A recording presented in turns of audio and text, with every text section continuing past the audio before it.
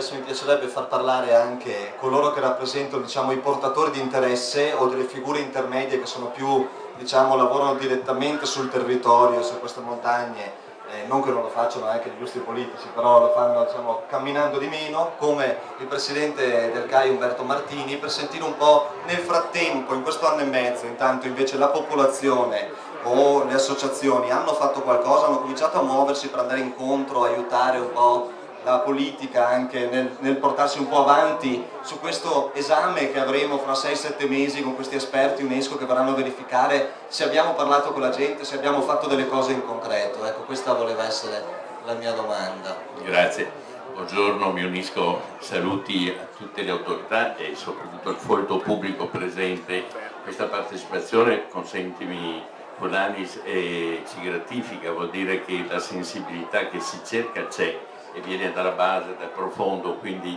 non è qualcosa che viene calato dall'alto, ma qualcosa che suscita interesse nel chi poi sarà partecipe, sarà attore reale in questo progetto, che ci vede protagonisti ante litteram, nel senso che il Club Alpino Italiano, attraverso le sezioni più insistenti su questo territorio, su questo come le altre 4 province, non da oggi non ha atteso la fondazione e l'istituzione di un sito riconosciuto dall'UNESCO per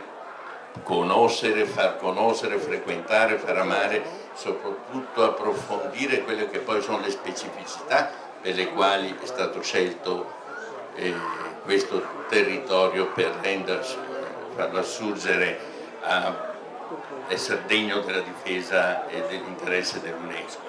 E per andare sul concreto, con un primo incontro fatto allargato a tutte le 5 province, quindi con le organizzazioni che oltre al Club Alpino nelle diverse province, ma anche allargato alla SAT, che poi è una nostra emanazione per la provincia di Trento, e l'Alpenverein Südtirol di Bolzano, e ci ha visto protagonisti in un importante convegno organizzato ad Auronzo a metà dello scorso mese di dicembre, per proprio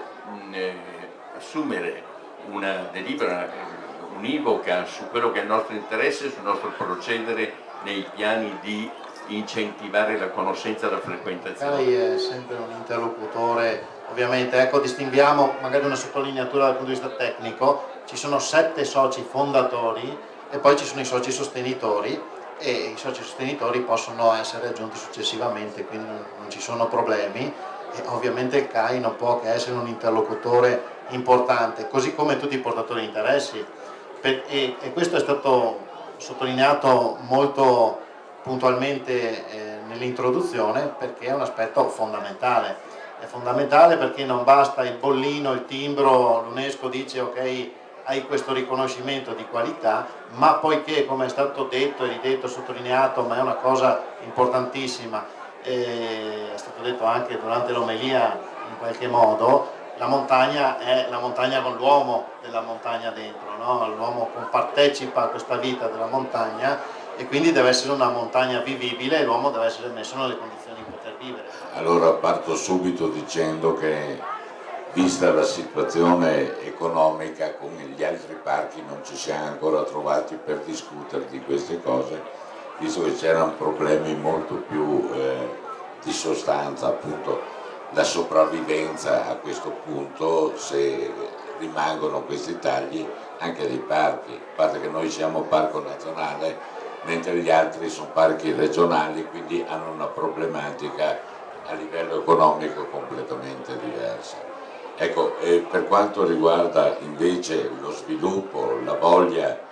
che ha, io dico, il nostro parco, devo dire che la cosa l'abbiamo già salvata, c'è il rapporto quindi con i giovani, con le scuole, così io ne ho già parlato con l'assessore Manzato che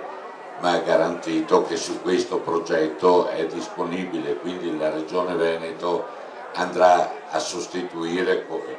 quello che invece non farà lo Stato, quindi a rimpinguare le casse del parco attraverso appunto la Regione È Veneto. importante che si parli di turismo non perché lo vede solo come un'opportunità, ma perché lo vede come un rischio effettivo, cioè se arrivano milioni di turisti, so che tutti gongolano, però non vengono governati, queste montagne verranno rapidamente erose e smantellate, un sasso per ciascuno e le montagne vanno a finire male. Però il turismo sostenibile su cui sappiamo vogliono puntare adesso, interverranno l'assessore Vettoretto e prima di lui il vicepresidente Matteo Toscani. Un'UNESCO introduce delle prospettive per un turismo di qualità maggiori rispetto a prima per le Dolomiti e come? Sì, grazie e buongiorno a tutti. A nome mio personale, anche del Consiglio regionale, del governatore Zaia e dell'assessore Manzato.